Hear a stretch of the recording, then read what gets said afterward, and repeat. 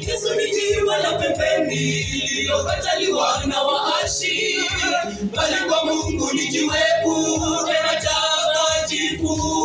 Kwa hiyo Mungu alikusudia kutuokoa kutoka dhambini na katika shida za dunia. Yesu ni jiwe la pembeni lililokataliwa na waashi, bali kwa Mungu ni jiwe kuu tena takatifu.